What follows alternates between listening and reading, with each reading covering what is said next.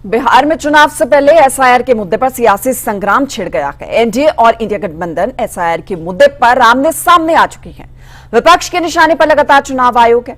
आखिर इस विवाद का कौन सियासी लाभ उठाना चाहता है, यह बड़ा सवाल खड़ा होता है। चर्चा में हमारे साथ खास मेहमान जुड़े हैं, जिनके साथ हम आज के इस मुद्दे को लेकर चर्चा भी करेंगे।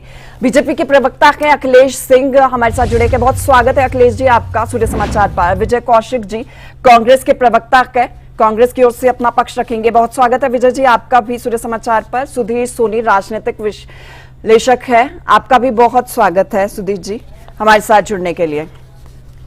विजय कौशिक जी, आप तक मेरी आवाज पहुंच पा रही है? तो आपसे मेरा पहला सवाल है आज, क्योंकि विपक्ष की ओर से एसआईआर के मुद्दे को उठाया गया, जमकर हंगामा किया जा रहा है। संसद से लेकर बिहार तक हम देख रहे हैं कि लगातार इसको लेकर हंगामा हो रहा है। दूसरी ओर तेजस्वी यादव एक प्रेस कॉन्फ्रेंस करते हैं, कहते हैं कि एसआईआर वजह है। एसआईआर को मैं यहाँ पे कोट कर रही हूँ कि उन्होंने कहा है कि ये रीजन है जिस वजह से मेरा वोटर लिस्ट में नाम नहीं है। दूसरी ओर चुनाव आयोग की तरफ से स्पष्टीकरण दे दिया गया है और उनका नाम बता दिया गया है साफ सीधे तरीके से कि इसमें मेंशन है। क्या कहेंगे आप? अब ये कैसा झोल है तेजस्वी यादव के आईडी को लेकर? देखिए, कांग्रेस पार्टी पूरी गंभीरता से नजर बनाए हुए है, क्योंकि गड़बड़ घाला तो हो वही।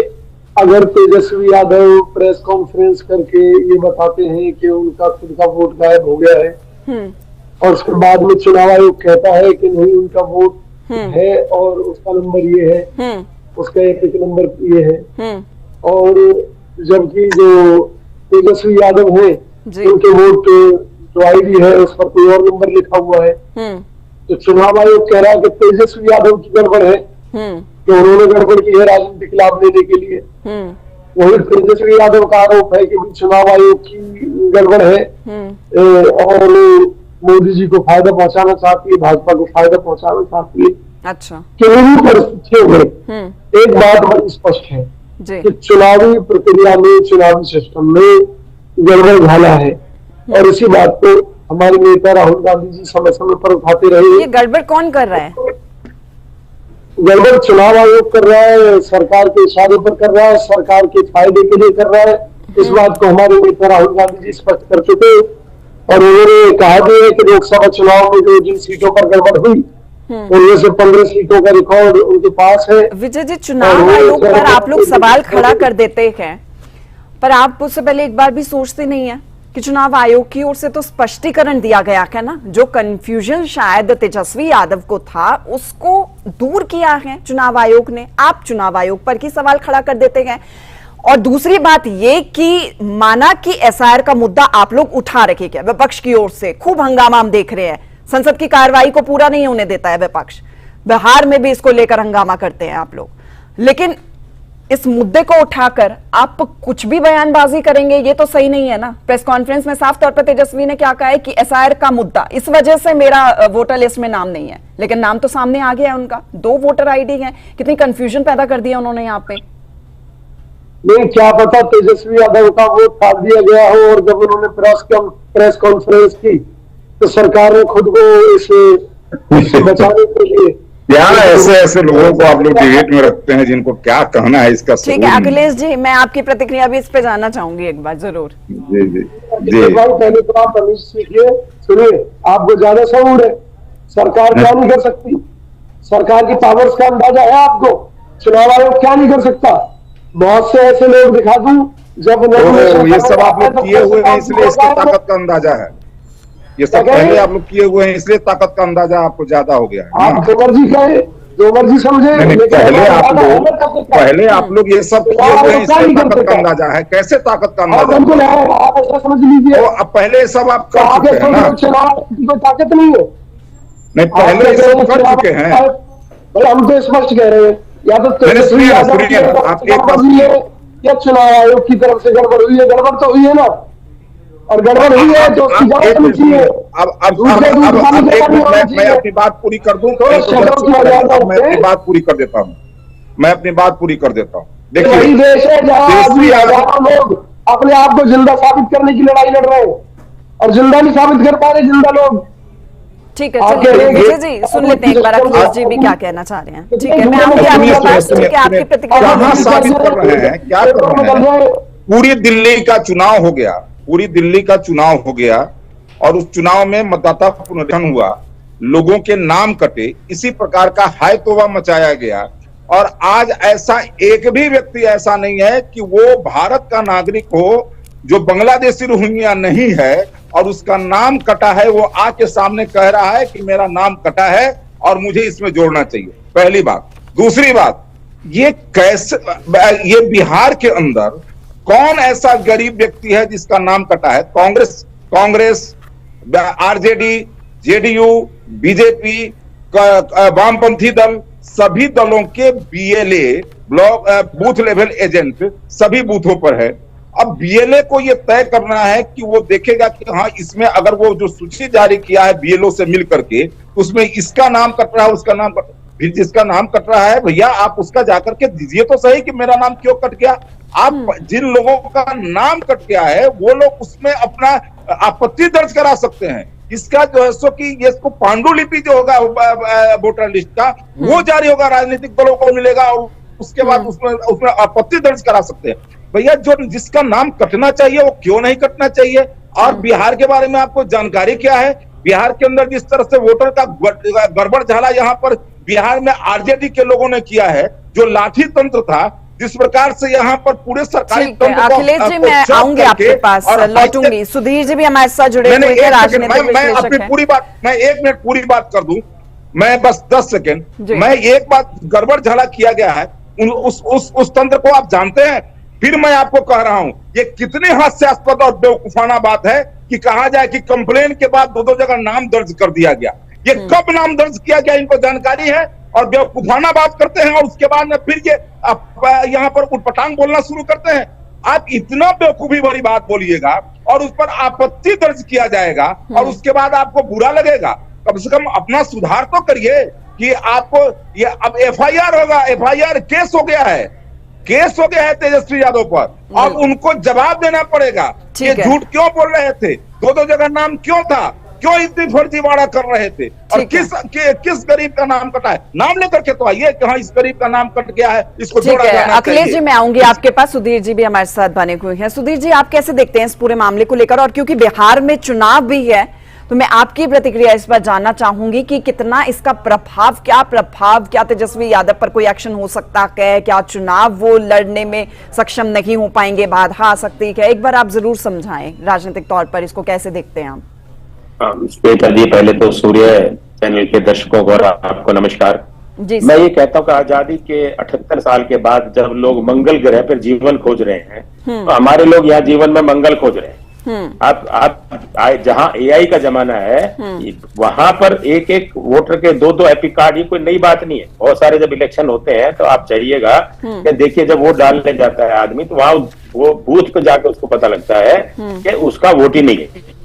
तो ये खामियां सब है, लेकिन एसआईआर जो है, स्पेशल इंटेंसिव जो रिवीजन है, वो इलेक्शन कमीशन चूंकि एक वैधानिक संस्था है, संवैधानिक संस्था है और उसमें जो आर्टिकल 326 और 324 में जो अधिकार दिए गए हैं उसके तहत वो एसआईआर करा रहा है। इसमें विपक्ष काहे के लिए हवाला कर रहा है?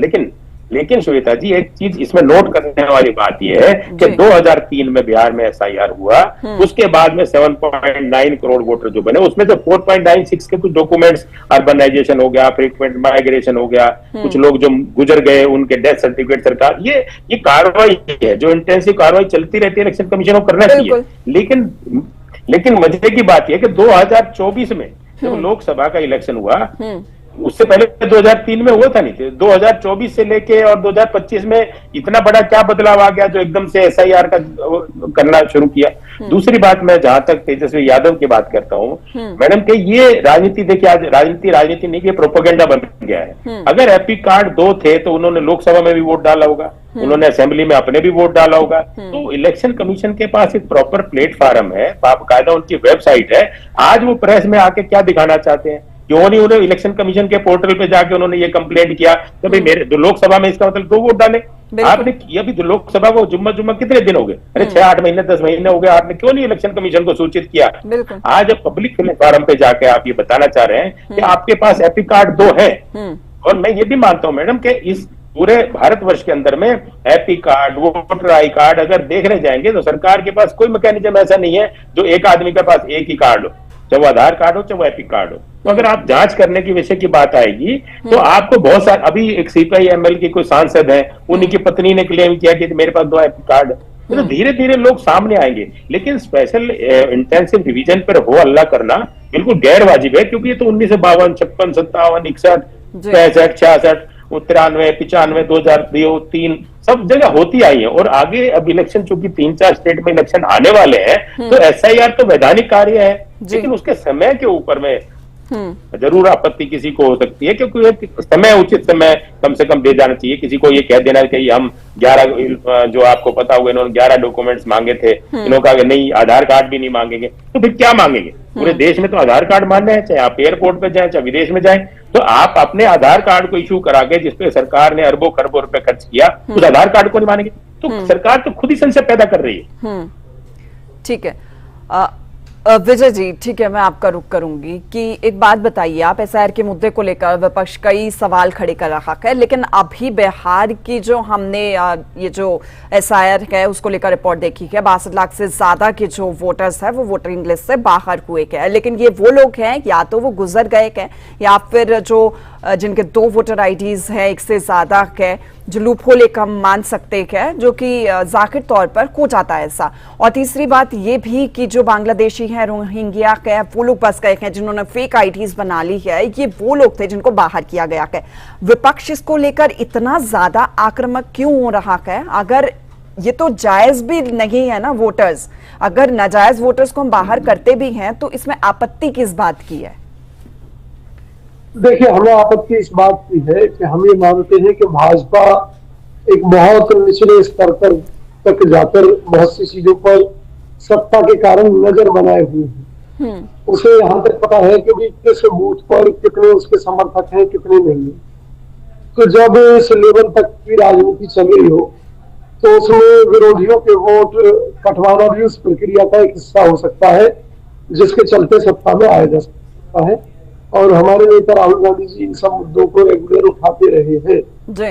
और इस मुद्दे पर जो हमारी चिंता है, जो परेशानी है विपक्षी दलों की, वो ये है कि भी कहीं ना कहीं जो गरीब और कुचला वर्ग है या पिछड़ा वर्ग है, जो सरकार के खिलाफ वोट करने वाला है, जो हमें वोट करने वाला है, उन लोगों को चुनकर निशाना बनाया गया है इस प्रक्रिया के माध्यम से। अब एक उदाहरण के तौर पर मान लीजिए जो अपने राष्ट्रीय जनता दल के नेता है तेजस्वी यादव, वो मीडिया के सामने आते हैं और वो बताते हैं उनका ये नंबर है और उन्होंने वो चेक किया है ऑनलाइन, तो नहीं मिल रही उनकी वोटर ID का अता पता नहीं है, और यही हाल रहा तो शायद ही चुनाव लड़ पाए। जिस व्यक्ति की वोट नहीं है वो चुनाव भी नहीं लड़ सकता। बाद में चुनाव आयोग द्वारा खुलासा गया कि नहीं, उनका नंबर ये नहीं ये है, और उनका सारा रिकॉर्ड हमारे पास मौजूद है और उनकी वोट है। अब मुद्दा ये है कि भी उन्होंने प्रेस कॉन्फ्रेंस की चुनाव आयोग में जवाब दे दिया। हो सकता है कि जब नॉमिनेशन करने जाते और उसी एक कार्ड को दिखाते जो आज उन्होंने प्रेस कॉन्फ्रेंस में दिखाया है, तो कौन उन्हें चुनाव लड़ने देता, मुझे बताइए। कोई उसके आधार पर जब अधिकारी भी सर्च करते तो कहते कि आपका वोट नहीं है, और इस प्रक्रिया में वो चूक सकते थे अपने अधिकार से। तो भाई जो सरकार का फर्ज है वो ये है कि सरकार सीधे बात कर ले, विपक्षी दलों के साथ बैठ जाए, सर्वदलीय बैठक में चुनाव आयोग भी हो। आप पूछ लेते हैं अभी अखिलेश जी, क्यों आप इनकी परेशानी को दूर नहीं कर पा रहे हैं? कांग्रेस कह रही है कि सरकार बैठ जाए और बात कर ले, उनकी परेशानी को दूर कर दीजिए। ये लोग चिंता में है, चुनाव है और जाहिर तौर पर चिंता लाजमी भी है। इनकी परेशानी को दूर क्यों नहीं कर देती है बीजेपी? कोई परेशानी नहीं है, कहीं कोई बात नहीं है। जिस तेजस्वी यादव की ये बात है ना, इनको है परेशानी। देखो परेशानी ना हो तो हंगामा ना करे। कहने से क्या होगा? देखिए कहने से क्या होगा? तेजस्वी यादव के पास 2-2 EP कार्ड थे। अब ये झूठ बोलने के लिए गलत EP कार्ड ले आकर के और उसके बाद उससे प्रेस कॉन्फ्रेंस कर रहे थे, तो ये उनकी परेशानी है। ये चुनाव आयोग अब ऐसी उनकी व्यक्तिगत परेशानियों को दूर करने के लिए उनकी मानसिक परेशानी है, और इस प्रकार के मानसिक परेशानियों को दूर करने के लिए चुनाव आयोग नहीं बैठा है। और फिर मैं कह रहा हूं कि ये जो बयानबाजी हो रही है, हवाई तीर जो मारा जा रहा है, हवाई तीर के जगह पर ऑथेंटिक बात बताइए। यहाँ यहाँ इस जगह पर इतने पिछड़ों का वोट यहाँ काट दिया गया और ये यहाँ पर रहते हैं। सवाल उठता है कि जो लोग माइग्रेट करके चले गए और किसी कहीं दूसरे जगह पर वो वोटर हैं, उनका नाम कटेगा। एक आदमी का दो जगह नाम रहेगा तो उसमें से एक नाम कटेगा। फिर इसके साथ जो लोग बाहर के हैं और गलत यहाँ पर आकर के रह रहे हैं, एक बात समझ लीजिए कि अगर आपकी चिंता बांग्लादेशियों और रोहिंग्यों की है तो ये अंतिम ये SIR उनका निदान नहीं है। उनका जो मुकम्मल निदान है वो निदान भी होगा, वो आपके रोकने से नहीं रुकेगा। इस देश के अंदर चुन चुन करके एक एक बांग्लादेशी और रोहिंग्या को उनके जगह पर पहुंचाने का काम किया जाएगा। एक बात आप समझ लीजिए, लेकिन उस चिंता से आप व्याकुल मत होइए। हाँ, ये जरूर है कि आप ऑथेंटिक बताइए कि यहाँ पर पिछड़े का वोट कटा, यहाँ दलित का वोट कटा है, यहाँ फलाने का वोट कटा है। अगर आप बताइएगा तो उस समस्या का समाधान है। और एक एक बूथ पर मैं फिर कह रहा हूं, हर एक राजनीतिक दल को अपना BLA रखने का अधिकार है और BLA और BLO मिल करके और इस पूरी प्रक्रिया के अंग हैं और दोनों मिल करके ये काम करने वाले हैं। अब आपकी राजनीतिक पार्टियां 6-6, 7-7 अन्य भाजपा के अलावा राजनीतिक पार्टियां हैं, 8-8 राजनीतिक पार्टियां हैं, सबके BLA रहने वाले हैं। अब ये लोग वहां पर काम करने वाले हैं, इन सब से बच करके कौन ऐसा वोटर है जो रह जाएगा। एक बात और मैं आपको कहना चाह रहा हूं कि आज चुनाव आयोग ने जो रिपोर्ट जारी किया है, चुनाव आयोग ने जो आपको बताया है कि हाँ इतने लोगों को है, आप एक बार उसको देखिए सवाल उठता है कि अनर्गल प्रलाप करना है। ये कर्नाटक में चुनाव आयोग सही है और बगल में क्या कहते हैं कि मध्य प्रदेश में चुनाव आयोग गड़बड़ है, छत्तीसगढ़ में चुनाव आयोग गड़बड़ है, झारखंड में चुनाव आयोग आकर सही हो जाता है, दिल्ली में आकर के चुनाव आयोग फिर गड़बड़ हो जाता है, पिछले चुनाव में चुनाव आयोग सही रहता है। इसी तरह से महाराष्ट्र खास बात कांग्रेस की कि जहां पर कांग्रेस जीतती है वहां पे चुनाव आयोग ठीक होता है, मशीन ठीक होती है, लेकिन जहां पर हार जाती है वहां पे सवाल खड़े हो जाते हैं। सब कुछ वहां गड़बड़ होता है। संवैधानिक संस्थाएं, देखिए एक बात समझ लीजिए, लोकतंत्र के लिए सबसे बड़ा खतरा आजकल कांग्रेस और उसके नेता राहुल गांधी हैं।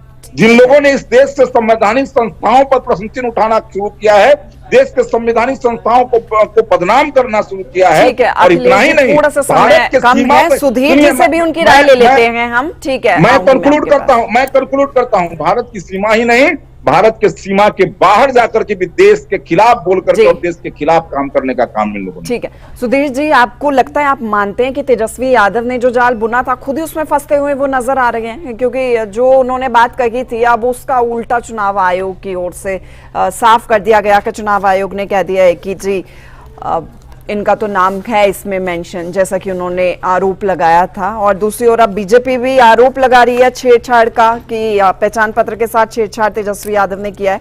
अब क्या इससे इम्पैक्ट पड़ सकता है कि बिहार की राजनीति में, क्या उनकी उम्मीदवारी रद्द हो सकती है ऐसे में?